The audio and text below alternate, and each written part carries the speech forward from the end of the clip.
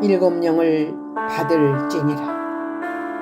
일곱 영으로 오시는 성령의 기적의 역사. 일곱 영과 하나님의 이는 무엇인가? 하나님의 일곱 영은 하나님의 영들이니라. 일곱 영은 아시아에 있는 일곱 교회에 역사했느니라. 보좌 앞에 일곱 영은 하나님의 영들의 세계를 가르침이니라.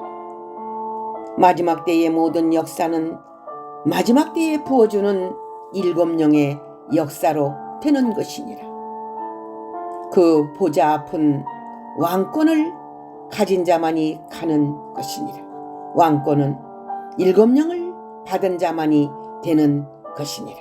마지막 때 인맞은 종은 일곱 영을 받아야 되기 때문이다. 일곱 영은 무엇인가? 악령과 대결하는 권세의 영, 심판의 영, 소멸의 영. 일곱 영을 받은 자들은 청결하고 거룩한 무리들이며 피까지 변화되어 신앙의 공동체를 이루어 그들은 하늘의 사자들로 하나님의 뜻을 이 땅에 실현하는 하나님의 존귀한 자들이다. 앞으로 생명록에 기록된 자들만이 구원이 있으며 거룩한 반열에 기록된 자들만이 거룩한 싹이 될 것이다. 이사야서 4장 2절에서 4절. 영의 해설의 말씀. 예수님의 주권은 일곱 영과 일곱 별을 가졌느니라.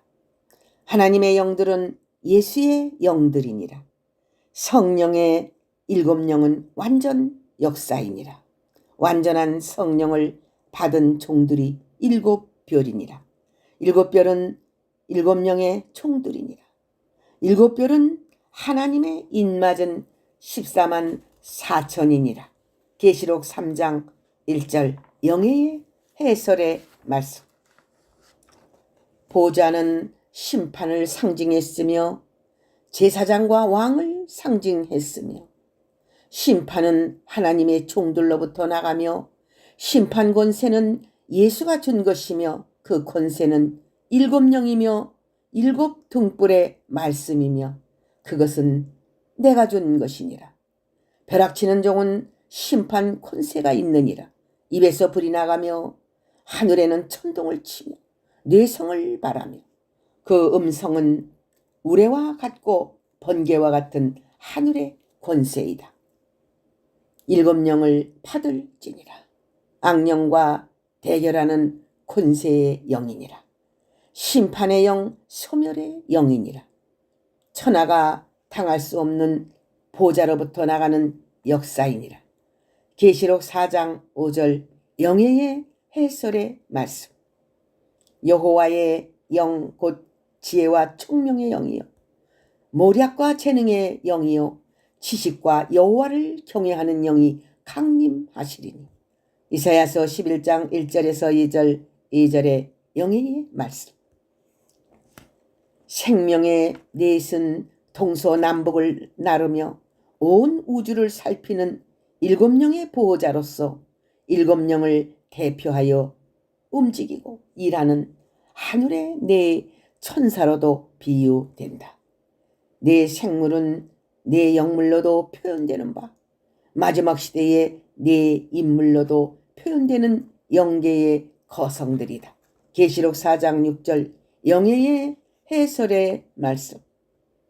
인맞은 하나님의 종들, 모세와 엘리야 같은 그러한 자들이다.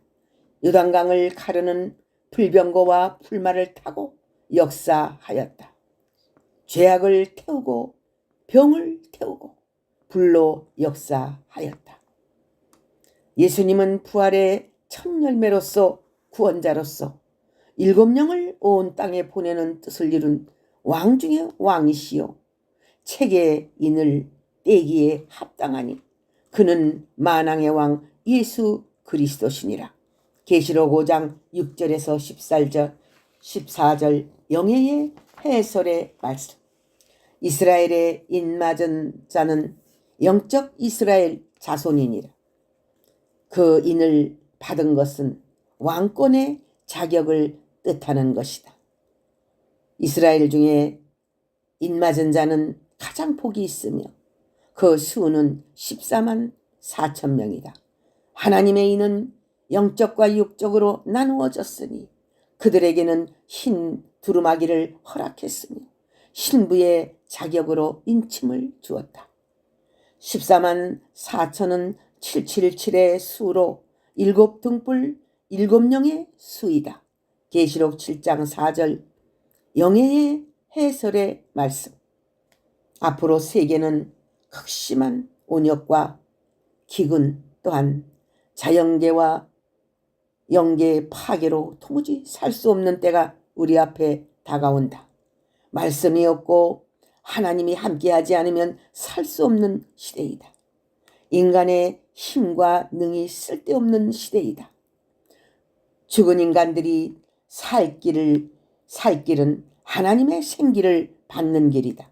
아담과 하와가 생명으로 살았듯이 주님의 제자들이 성령으로 살았듯이 새로운 성령의 생기가 없이는 살 수 없는 시대가 바로 이 시대이다. 생기는 말씀이며 하나님의 기운이며 일곱영이시다. 하나님은 나의 힘, 능력, 지혜가 되셔야 할 것이다. 이것이 사는 길이다. 에스겔서 37장 1절에서 8절 영예의 해설의 말씀. 때가 이를 때에 하나님께서는 성경으로 열국을 진동시키는 무서운 재앙으로 하늘과 땅에 이적을 베풀 것이니 열국의 보좌가 엎어질 것이다. 하나님께서 일어나시리니 세계의 열국이 두려워 떨 것이며 하늘의 일을 행하실 것이다. 이때에 유다 총독 스룹바벨을 인을 삼아 인치는 작업을 시작할 것이다. 열국의 인맞은 주의 종들이 구름대같이 일어나리라. 택함받은 주의 종은 축복 중에 축복이니라. 하늘에서 인물을 내지 않는다면 어떻게 다윗이 나왔으며 모세가 나왔으며 12 제자가 나왔느냐. 하나님의 입맞을 인물들은 하늘에서 내는 것이니 하나님께로 전부 나온 자니라. 복받은 자들이요 그대 이름은 인맞은 이스라엘이라. 만군의 주 여호와의 말씀이니라. 학개서 2장 20절에서 23절 영예의 해설의 말씀. 하나님께서 시온을 다시 회복시키며 인치는 작업을 시작하실 때에는 택한 자들로 풍성한 축복과 역사를 주실 것이다.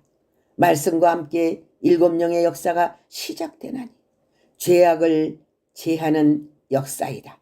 스가랴서 3장 9절 영예의 해설의 말씀. 만군의 여호와께서 친히 뜻을 이루시기 위하여 역사하시는 7영의 역사이며 7눈의 역사이니 천하가 따르는 대역사가 된다는 것이다. 스가랴서 4장 10절 영예의 해설의 말씀. 하나님의 인을 맞지 않는 자들은 심판하시라는 하나님의 명령. 하나님의 말씀대로 살려고 몸부림치고 가증한 일로 탄식하며 우는 자는 하나님의 이름과 어린 양의 이름이 그 이마에 있으리니 구원의 표인 동시에 하나님께 인침받은 자이니 하나님의 영광과 축복이 있는 자이다. 에스겔서 9장 3절에서 6절 영예의 해설의 말씀. 하나님이 정한 때에 여호와의 영광으로 나타나신다.